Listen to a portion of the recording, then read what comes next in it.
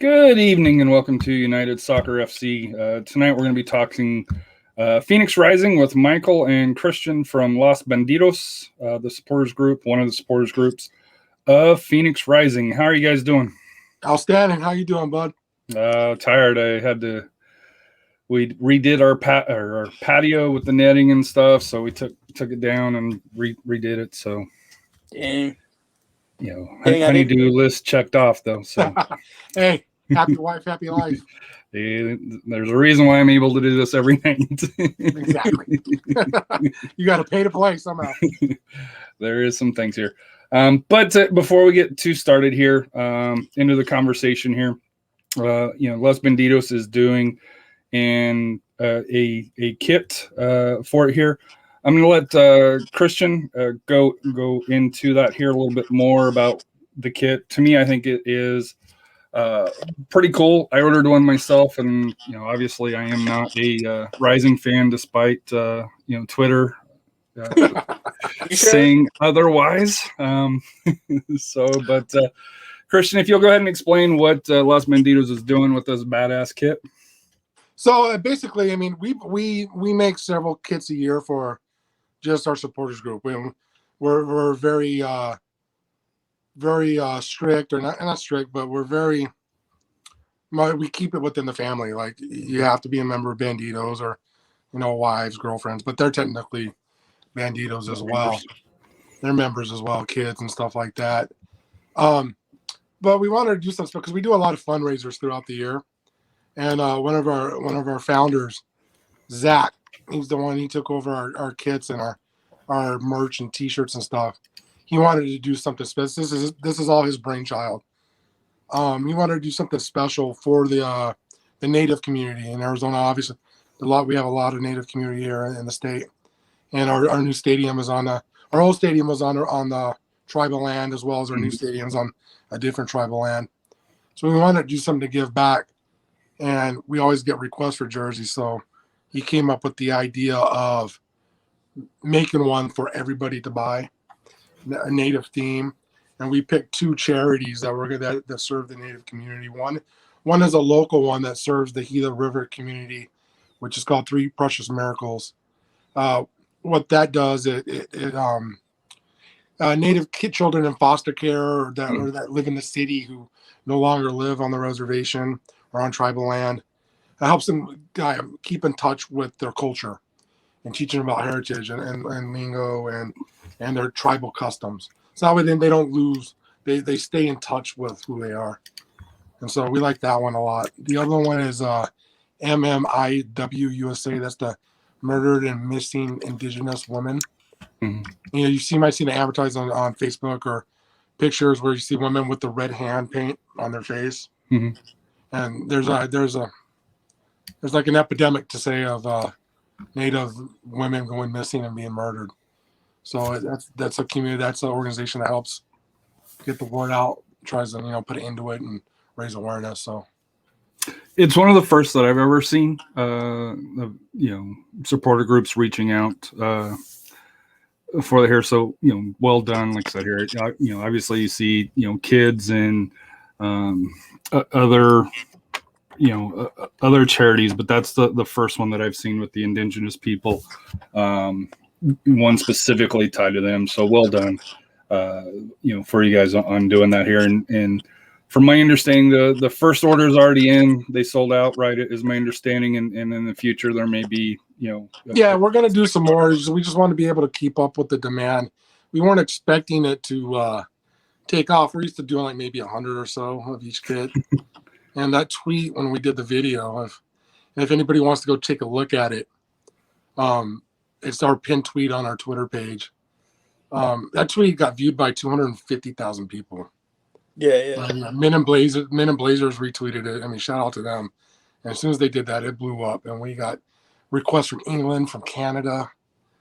So it's pretty amazing. And I understand, like, if you may not want to buy a Bandidos kit, and you may even hate us, which is cool. You may hate Phoenix Rising and our fans, which is understandable. But I think this is something, a cause that you can get behind. If you don't want to buy a kit, find a local indigenous charity organization in your community and make a donation to that.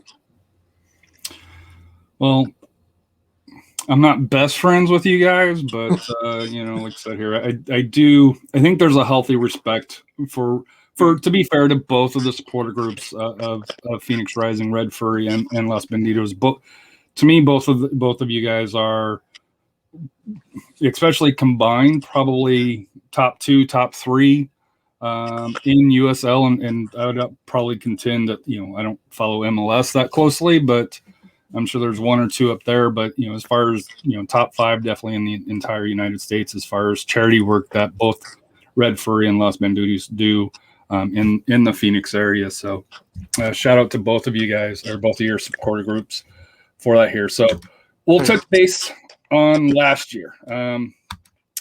I know it was tongue-in-cheek here where I kind of, joked who had the toughest group here, but obviously it was your group, which you guys won pretty convincingly. You won the Western Conference, and, without going into the incident in San Diego, the last game there. We can go into that if you want. Nothing else. If you want to touch base on it, it's ask anything you want, because we're an open book. Well, nothing that scares us. So to me, it's more. To me, it was more about how, because you guys lost the coach, and in my opinion, I think I thought Flemings was the MVP of the league prior to that instance, and it wasn't even close. Yeah, absolutely. So I put it on my show notes here. For the team to be able to win, you went. I think you went on the road in Reno and won on PKs. The game against Sacramento was close. The Asante punch. We'll leave it at that. I'm still bitter about handball in New Mexico, but yeah, you got one too. So I actually had to delete a tweet because I said something about New Mexico advancing on handball, and then we go and do the same. So being on the short end of it, I won't lie. It's still a sour taste, and somebody said, "Well, why are you still sour?" I was like, "Well, we haven't played again. That's the last game that we've had. It's right. It's the last thing. How if that's the last piece of food you ate, you're going to remember that. There's nothing else to replace it with at this point. And then so to me, like, you guys winning the Western Conference, I don't think gets enough credit. And I understand the part of the reason why. And I know Phoenix fans took a lot of grief at that time. We'll putting it nicely for that here, where was there a couple of yahoos that maybe shouldn't have said what they said? Sure. But I think overall in the history of, the Rising fan base has always been very supportive of the LGBTQ community and leaders of that, for that here. And I know, Christian, you on, I think it was 3 Honest Lads, had a good spill about it, and especially with your daughter for that here. But to me, just for the team to be able to regroup without the coach, without the best player, as fans, how proud were you guys to be able to do that? I don't think I have a word in my vocabulary that can describe how proud I was of them. I mean, look, we're going through COVID. I mean, there was a long layoff. You're already dealing with that on top of it. And then the San Diego incident, and then social media was a zoo. No, I mean, people were calling the team office and emailing the team with threat. I mean, it was just a tidal wave with the double gut punch, because it's so the opposite of who our team is and our fan base is. To have one of our players do that, it was just like, damn. And like an overwhelming majority of our fan base was not supportive of that. People got to go. I mean, nobody, 90% of the fan base was like, no, we ain't having this. And to then turn around and just get attacked. Even with our kit reveal we did that we talked about earlier. Mm-hmm. Yeah, I saw some comments. And the people up in there, the homophobic club. That's like, are you serious? Yeah, because we all did that. It was us. So with the team, that, and then just the road performance, losing the coach. I mean, those guys, that was all guts and heart. Yeah. Because they could have, dysfunction could have entered that into that locker room, and just touring dysfunction and stuff like that will take the greatest team down. Mm-hmm. And these that's guys, got to they destroy fought. chemistry as well. Yeah. Like, if one of your good friends in the locker room just got pretty much kicked off the team. Like, Damien came here because of Junior. Like, he has other friends in the locker room. That has to destroy chemistry to have somebody that get like kicked out of the locker room like that. And I think what made it worse for me was, and to me, Junior didn't own up to what he did and put his team in a bad position. For that here, and you guys may know further information than I do, but it seemed like that. He was, his initial response was, "Hey, I didn't do anything. I didn't say anything." And then afterwards, it kind of came out, well, I might, I said something that, I didn't. I think that was his stance all the way up until he signed the contract with Birmingham. So he never reached out. He unfollowed everybody. He just, nothing was ever said. I never, no public statements, and there wasn't a public statement from him until he signed his contract with his new team. So I think that says a lot about character. Yeah. But to me, the reason why I think it's more important is because for the team, I think, in my opinion, and this is just my opinion from an outsider, and I don't know Junior and I don't know anybody else in the locker room outside of King, where I've, talked to him a couple of times at, Toyota Field. To me, as a teammate, I would have been pissed off. And just because it's one thing, not to excuse it. It's one thing to say it but not to own it, especially in your own locker room, which is supposed to be close. To me, that's why I think the run that Rising did was very impressive, because the players had to come together, and obviously you guys have a good team. There's no disputing the talent, for that here. But to me, like I said here, for them to make that run to the finals, hopefully in history will give them more credit than what what they got on that here. Any thoughts on for you, Michael, on that? Well, another thing is he pretty much threw his teammates under the bus. He told them, like, we're pretty sure that he did say it, and in his statement he said, "I didn't say it. You can ask anybody on the field. You can ask anybody in the locker room. I didn't say this." Like, so he's pretty much passing off blame to them. Like, they'll stick up for me, knowing that they can't because he did say it. Like, then I think both of you traveled to Tampa. Was on route to Tampa, where unfortunately it got canceled for that here. So I know as a neutral, I won't lie, I was picking Phoenix to win, but I think Tampa Bay would have been a very good match to make play because of their defense. Their defense, I think, was better than Rising's. So it would have been awesome to see the two go head to head along those here. That's the matchup I was looking forward to, their defense versus our guys, and it's just a damn shame it didn't happen. Any thoughts on? Do you think USL could have done anything different? Nope. No, not really. I mean, you get one shot to we are second division. We only got one shot to televise that game nationally.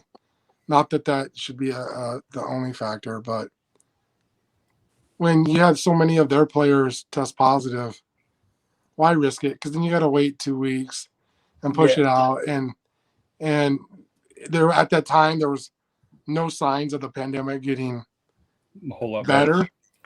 And so by the time they pushed it off and could have played that game, we would have been looking at Thanksgiving Day travel. And it was just too much. I think I'm okay with them not playing. I mean, it stings, like you said about our last game. Our last game was no contest.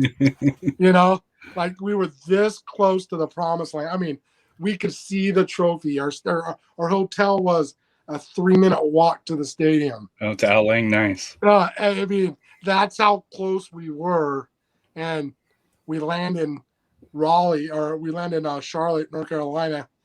Turn our phones on, text message, boom, boom, boom, boom, game canceled. That's how we found out the day before. We were in North Carolina. Yeah, I was boarding the flight, and I think somebody texted Owen, and there's a good chance that this game gets canceled. And we're like, well, what do we do? And I was like, I'm still going. Like, even if it gets canceled, it'd still be I've got tickets already. I've got a hotel already. I'll still go have fun down there. Like we were loading to get in the plane. Like, Yeah, you can't back out at that point. It's, yeah. I mean, I was already in North Carolina. What am I going to do? yeah. It was just a tough position for you guys, and I believe I chatted with you guys at the time, and it was just like, what can you do? It's I know, despite our state saying, hey, everything's good to go now, and keeping things open, shit wasn't right at that point for that here. But it's a new year, and you guys are upgrading the stadium. I'm assuming. Oh yeah. Based on reports with was it Gilly Rivers Wild Horse Pass? Gila River. Pardon me? Gila River. So we'll start here. It's supposed to be a training facility. It's supposed to seat around 10,000. The biggest comment I got from Rising fans is that it's going to have bathrooms for that year. And if you've never been to the old stadium, they had porta potties. The little things that keeps us happy: running water, ability to wash your hands, stuff like that. But it was I will say, because I went to the old stadium, Diego's last match 2 years ago or 3 years ago now, where we got run out of town 4-0, where both Vega and Billy Forbes scored for that here, which sucked.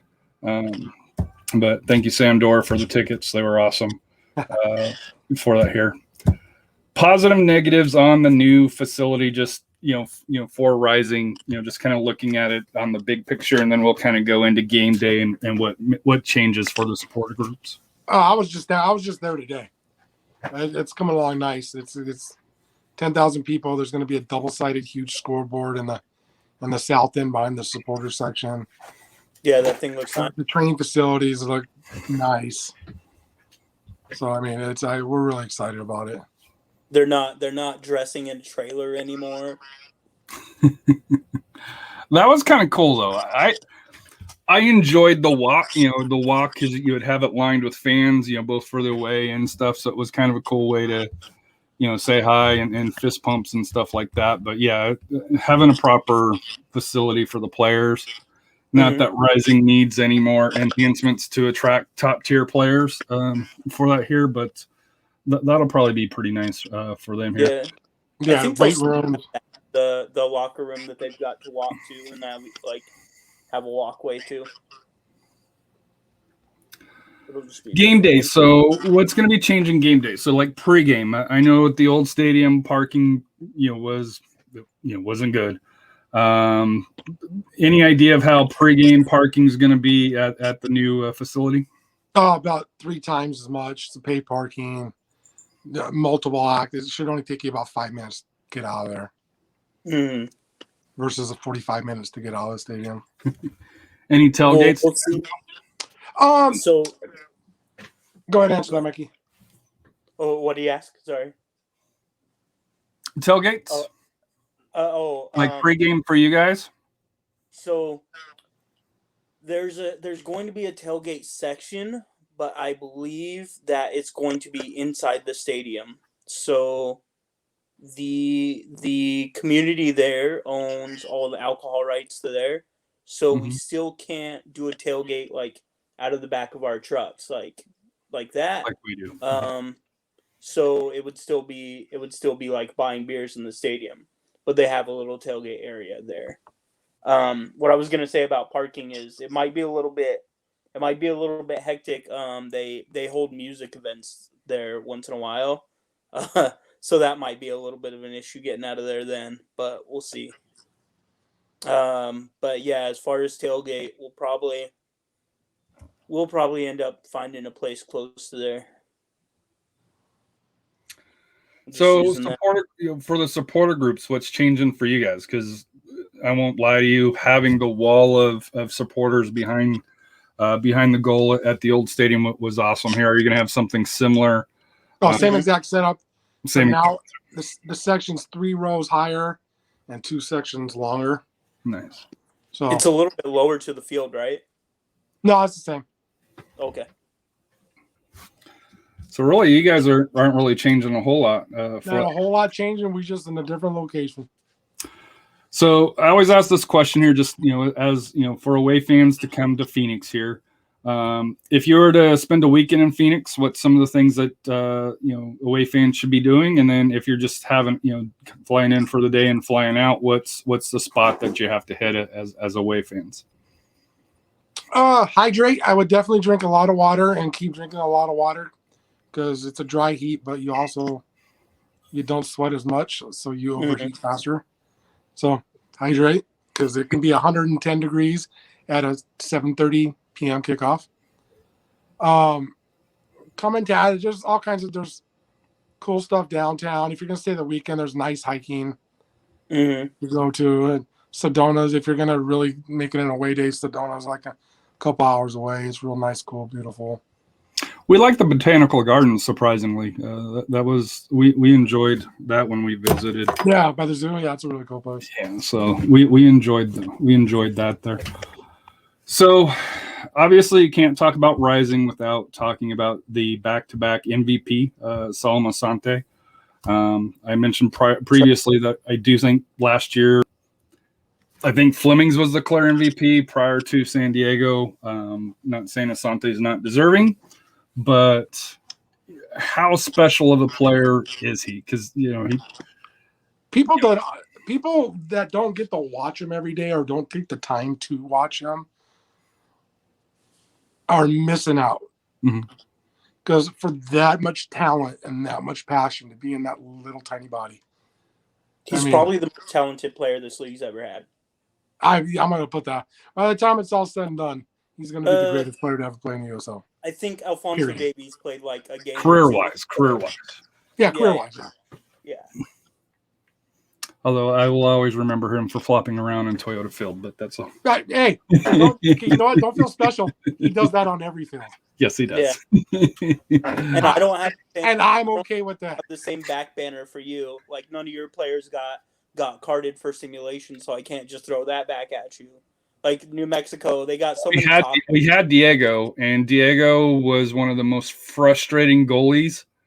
Because when we were ahead, it could be the 60th minute. Oh, I've got an injury. I'm like, dude, get up. But just when everybody does it. His problem is he was hungry. Yeah.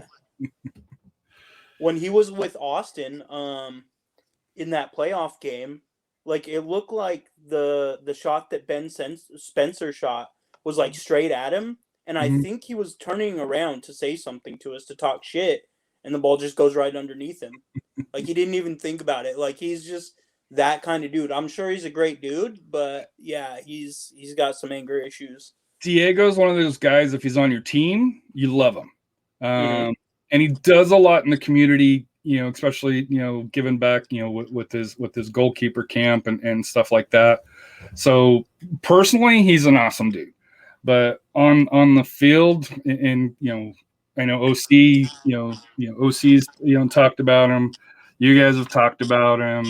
RGV's talked about him. About if you can get in his head, at certain times, and obviously he's not shy to say some choice words, even if it's to kids. Which oh no, we got it all the time. 5 minutes in warm-ups, he was already cussing us out. And I'm a big guy. I like to eat, but we'd be like, "Hey, you hungry? You want me to go get your burger?" And it was on. He'd just be off. So here's an interesting question here. If you're building a statue for Rising, is it Drogba or is it Asante? Asante. It'd be tough because Drogba. Thinking about it. The stuff that he did was off the field, like, I guess. No, it would probably be Asante. Because the players that Drogba brought over were like Mala, who's already gone, and Most Well, of the that players. while he was here, he did a lot of good coaching. He brought a culture to the team Mm-hmm. Yeah. of work ethic, of how you carry yourself as a professional. And I mean, he's Drogba. He's a legend. He's a king. Yeah. You can't take away from that. I mean, I but think if he would have got the ring in Louisville, I think that would have swayed the answer more maybe towards him if he would have got the title right. in his last match there. But how do you not build a statue to a 2-time MVP when you're Mhm. 5'4" and you carry your entire team on your shoulders? To me, it's a no-brainer. It's so low, and we'll even make it big. We won't make it life size. We'll make it bigger. No, it's got to be life size. So it's what, 5'5", and I don't think the dude's more than 140 pounds. Oh no, it's not. No, I don't think he is. Dude's a baller though. That's all I gotta say. So player movements. Who's you guys have lost what? Corey Whelan, AJ Cochran, Sam Stanton, Damian Lowe, and of course Junior Fleming's departed town, and Jose Bunga. Aguinaga, yeah. Who's the biggest loss out of there? None of them. You don't think so? I mean, we rebuild. I mean, we've lost good players before. It's like next man up. I mean, Yeah. You guys have the deep roster. save the one person we've already talked about. The rest of them are great guys. Mhm. I mean, yeah, people will miss them, and they're obviously Jose's going to do great things in El Paso. Watch, because he didn't get enough field time. Watch, the league is gonna look at Jose in a way different light. Mhm. The other guys went back to Europe. I mean, Mhm. that's where they're at, and AJ went to Indy, right? Indy. Yeah, he's got signed with Indy recently. Yeah, he's a great guy. It just they didn't. I think him. we upgraded there. Yeah, we upgraded, but Yeah, I think we re-upped pretty well. Corey's going to be tough to. Corey didn't get much recognition for what he did.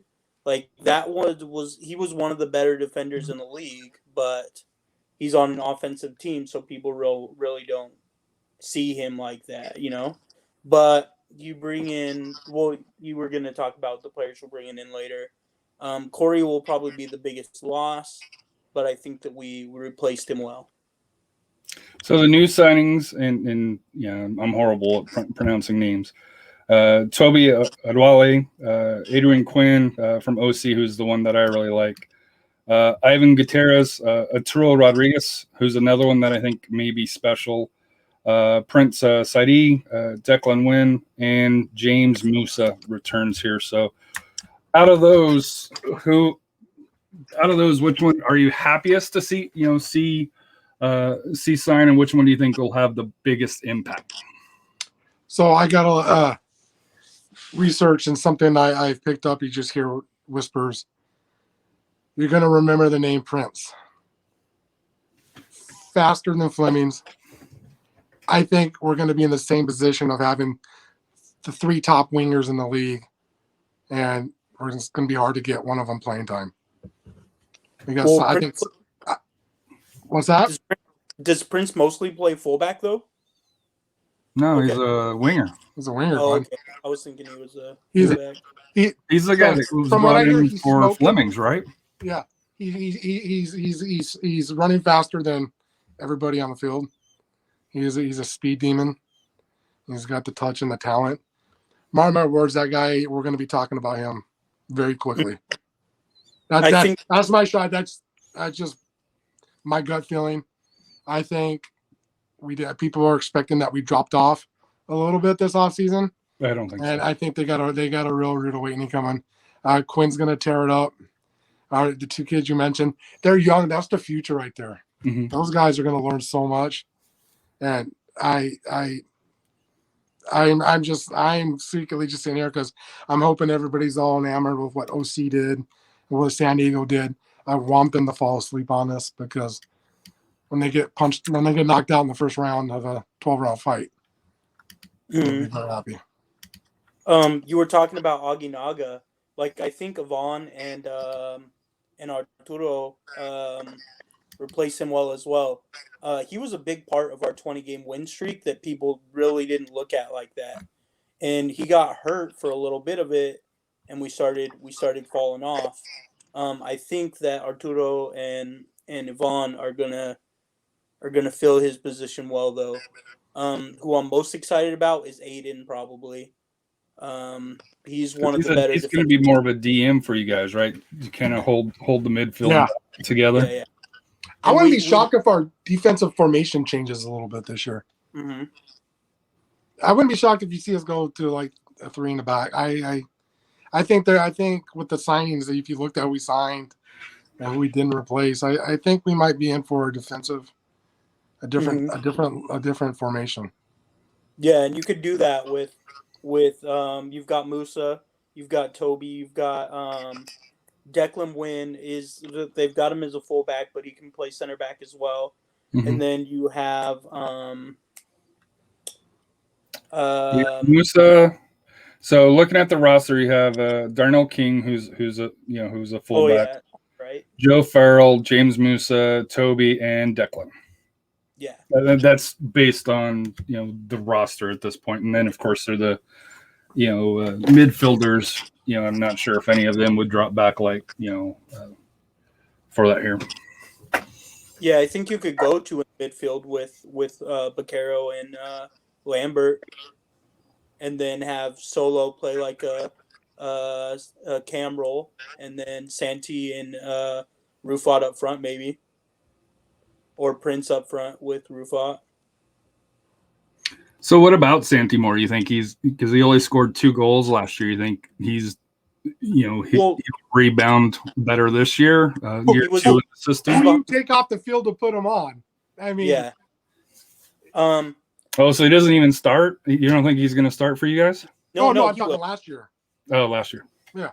You see what we do? Like, Flemo was great. Well, he was good before he got to us. His numbers went insane when he got to us. Adam John, he's had one successful year in his career, like really, really successful, and it was with us. I think that Jason Johnson. Yeah. JJ's real hit or miss, and that's been like his whole career.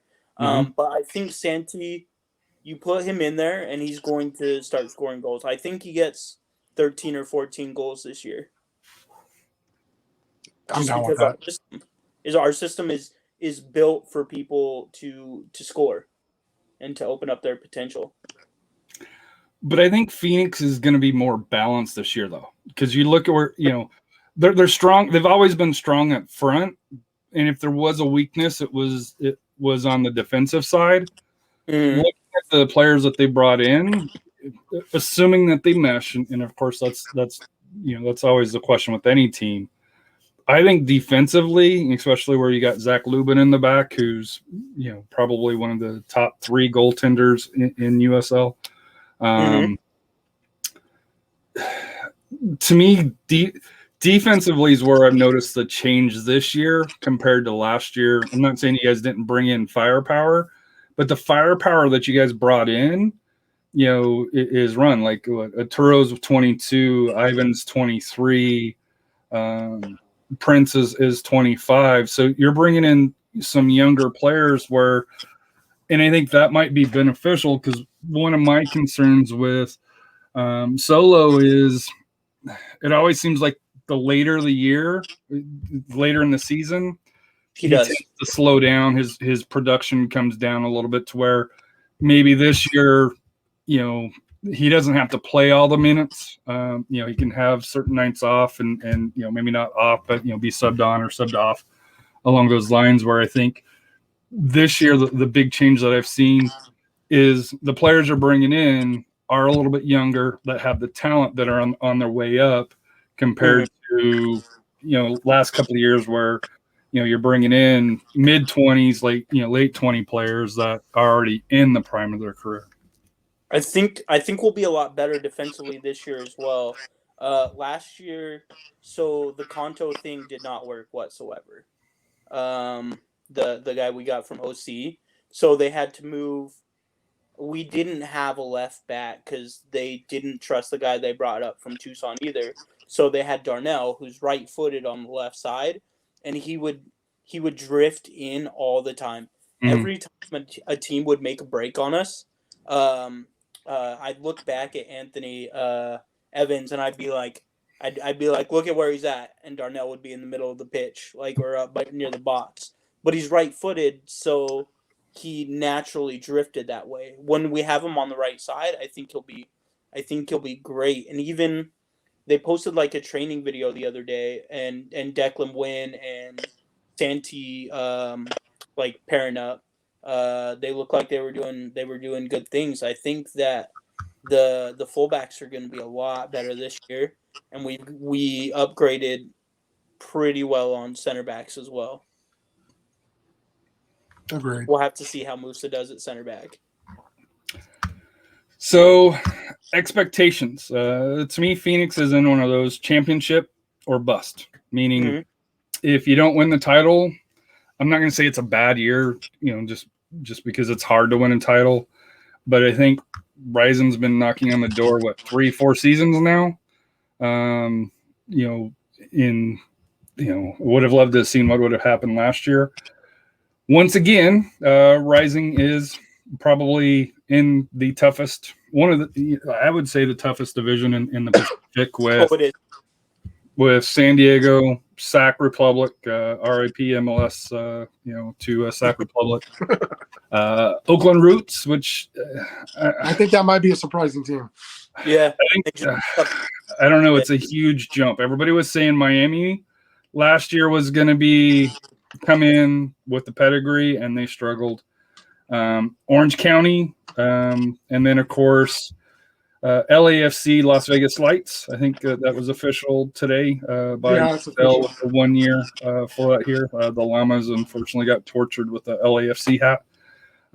Tacoma and Los Dos, which both of those teams, they can be decent, can surprise you because they do have talent, but they can also be pretty shitty as well. So I expect 4 from each conference or from each division to make the playoffs. So I don't think Rising's in fear of not making the playoffs. I think it would be kind of a shock if they didn't win the group for that here. But just your guys' thoughts on being in the group, in the Pacific, with the other teams.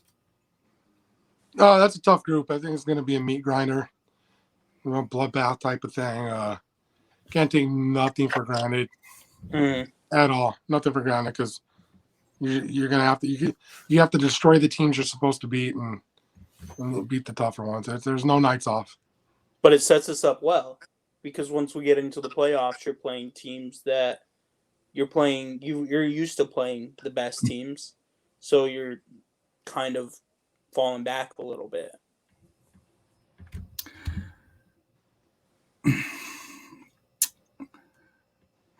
My counter to that is if you're grinding all season, when it comes to the playoff, it's another grind. And I think you guys have the deep enough roster to where this isn't going to really affect you guys. But if you're having to earn every point by the time playoffs comes around, players could be a little tired, a little long on the legs at that point to, where it's a one and done, where if you're off a little bit, and we saw that last year, where, I would have thought Rising would have destroyed Sacramento because I didn't think Sacramento was as good last year. And it went late and, the advantage of the punch for that here. Yeah. Again, look at what we talked about prior. The season that was losing the coach, losing your best player, and Sacramento the drama. Let's be honest. Sacramento didn't try to win that game. I don't know if they got a shot on goal the whole game. So they parked the bus. Yeah, absolutely, 100%. Like I don't understand how you're mad when you never had a chance the whole game. Well, there's teams that play for that extra time and the PKs. There's teams in the playoffs that will play for that. Because I think as a San Antonio fan, I've always thought San Antonio's played Phoenix tough because they don't set back. They, it's you punch me, I'm going to punch you right back. Where San Antonio gets in trouble is when they do set back and try to absorb, and you can't do that against Rising. They're too good. There's too much talent on that side of the pitch that, one of those shots are going to go in. It's just, I mean, we'll find a way to score even if we got to use our hand. So yeah. We'll use one punch man. I don't even care. I hope they see this podcast. Hey, you can laugh about it now. It's that's done. Hey, if this has never happened to your team, if you haven't been on both sides of that situation, you're not a fan. You haven't been a soccer fan long enough. Yes. So it's happened to teams I follow. It's worked again. I've seen it happen to my team. I've seen my team do it. It's the game. It's part of the game, and part of it happens. When I know for me, and it's tongue in cheek, especially with New Mexico, and they won the game. There was another goal in that game that got called back, which I still don't know why the goal got called back. Then they called offside. Yeah, I think I saw. Yeah, there was some. It wasn't offsides. Some sort of foul. I didn't. I'm not the most tactical guy. I'll admit that. I have an idea of how things are supposed to be, and when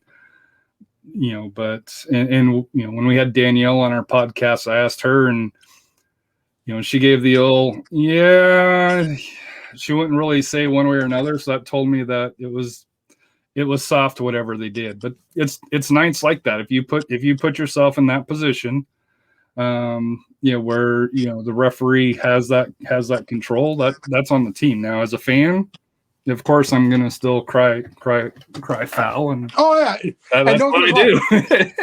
if we would have been, and don't let it get it twisted, because we talk a lot of shit. If we would have been on the losing end of that, we'd be just as pissed off. Yeah, we wouldn't be crying now about it. Like, you would. Until the next game, it would. Yeah, you would. You would, Mikey. No, I'll tell you what I won't do. Shit about it. I'll tell you what I won't do. What Sacramento fans did, calling for the player to be suspended. Like, how new are you to this planet Earth that you think that's how things are done in football, to suspend somebody for a handball? It's like, shut up. The other crazy one was they said that they should give that game to Sacramento because of the handball. Like, how does that work? Like, because a call went our way, that you had zero chances, and you just win the game just because, like, they just decide. No, I'm okay with them being mad. I'm okay with them being butthurt. But to me, come up with outlandish stuff is stupid. If they're still pissed, they care. It's the average fan, fair weather fan that hey, yeah, it was a fun night. That's it. Moves on. Dude, to me, I carry shit until the next game. And unfortunately, the next game is who knows. So you guys are going to have 4 out-of-division games. Most likely, it's going to be 2 home, 2 away. So who would you like to see come to Rising, and who would you like to go visit?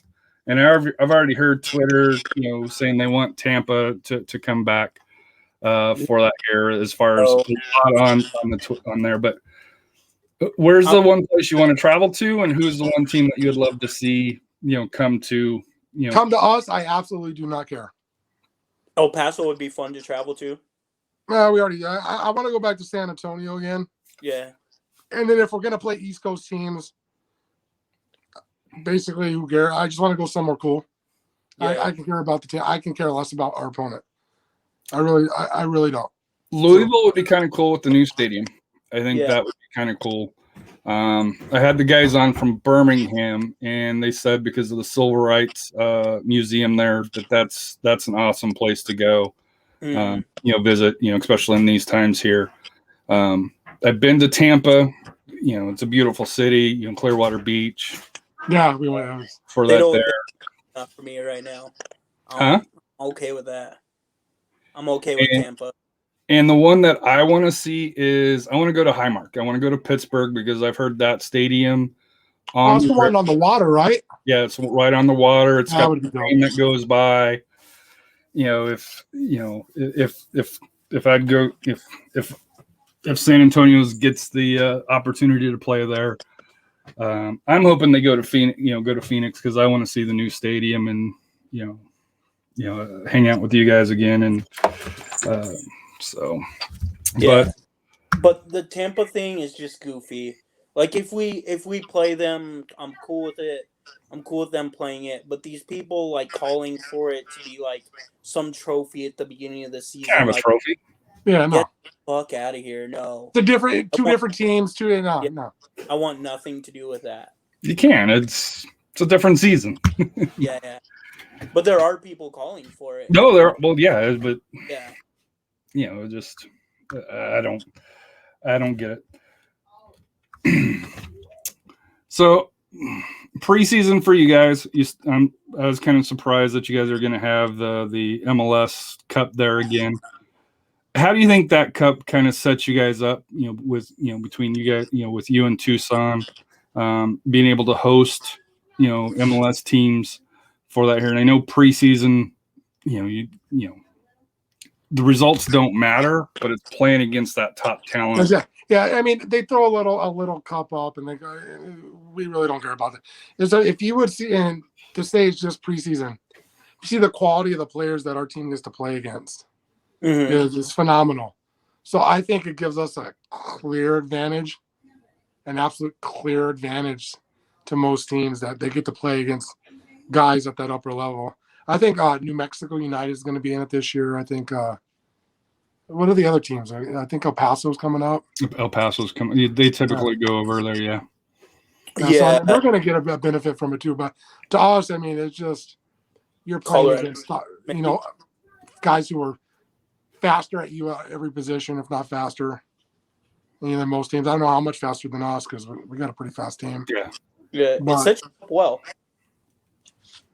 Like we've got a pretty good relationship with Sporting Kansas City, and they're one of the better teams in the MLS. So it's good to be able to play them every year, to have that relationship that you're playing a top level MLS team, a playoff level MLS team every year in the playoff or in the preseason.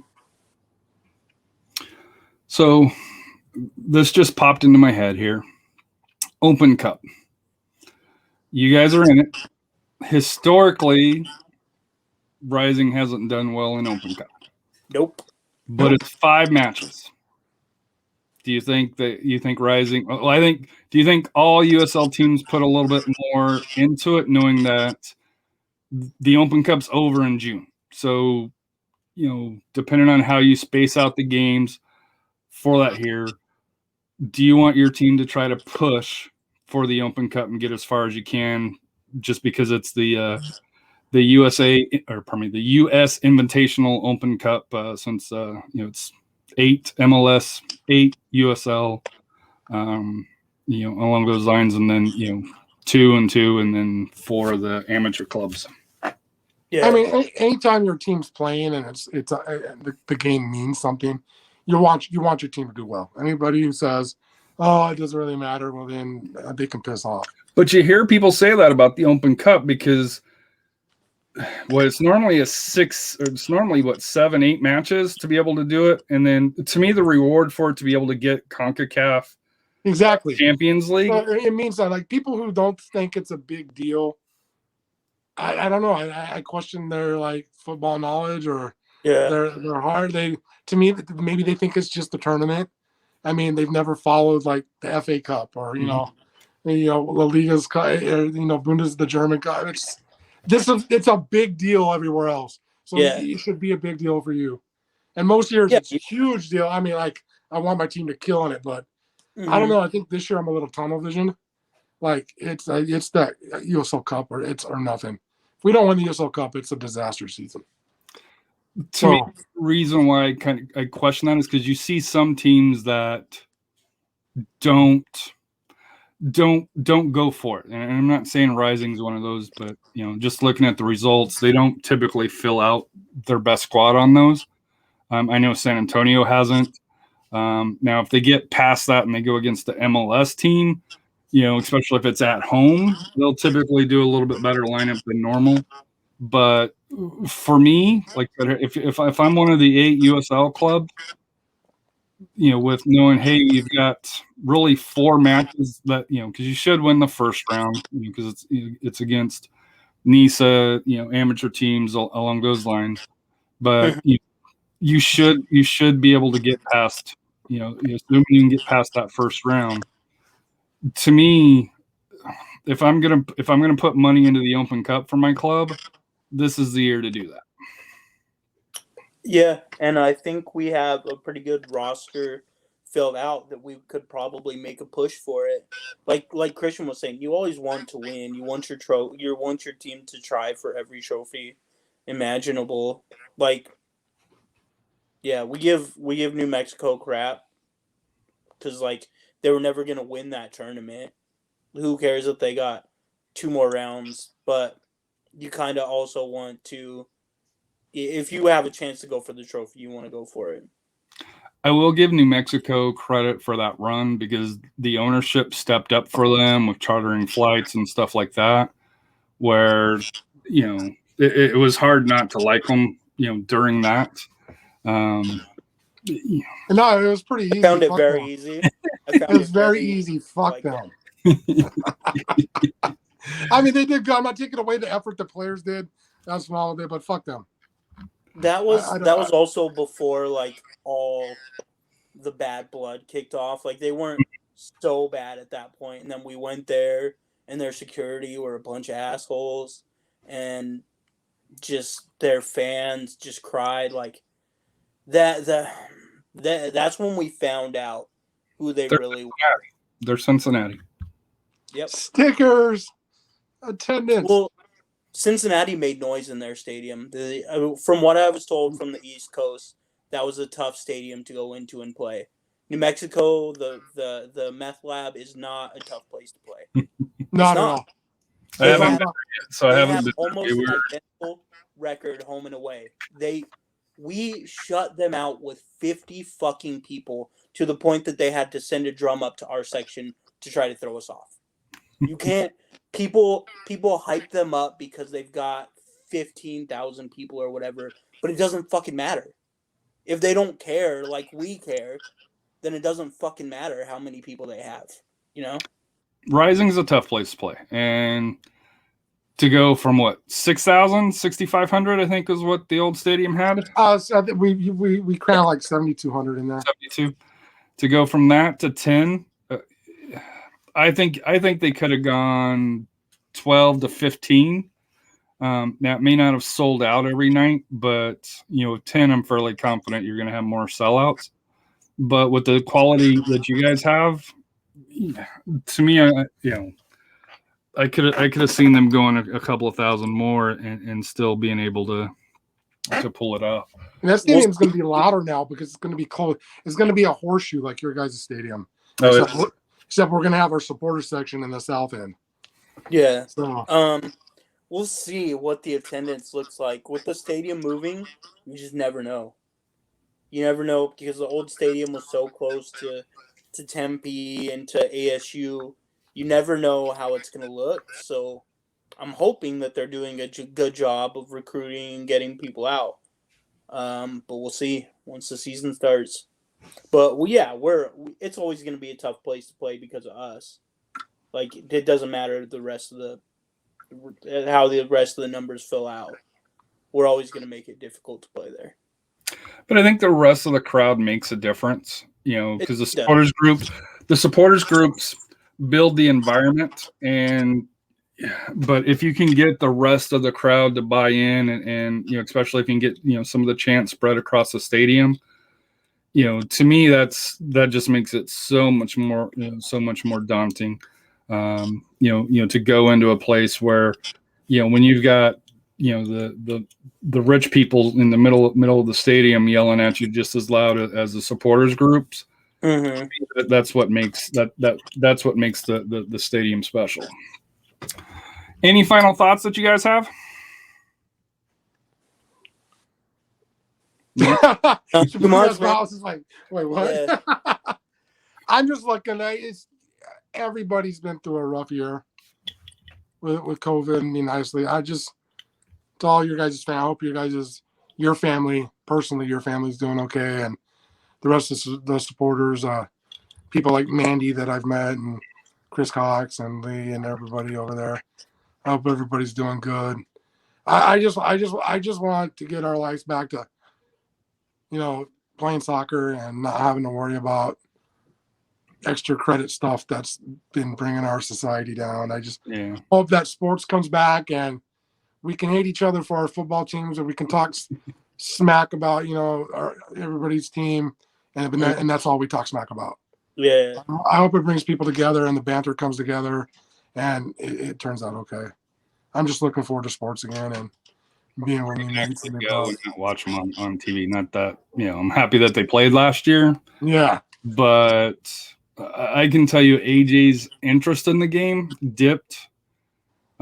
Just because he wasn't out there, he wasn't, just there's you can't replace going to a stadium, and experiencing that. And I don't care what the sport is, being able to go and experience it in person is just a different level than watching it on TV and ESPN Plus. And, I was happy to do that, happy to, talk shit on Twitter and stuff. But to me, like I said, going to the stadium, interacting with the away fans, interacting with, our supporters and stuff. Cause there's, I haven't seen people in a year, I think probably very similar to you guys.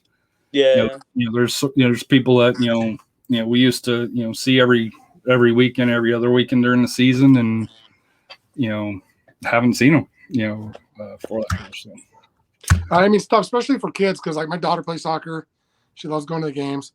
She cannot stand watching sports on TV. It's just her generation. She just hates it. She's like, no. So, but Sam, any final thoughts there for you, Michael? No, not really. Christian covered most of it, man.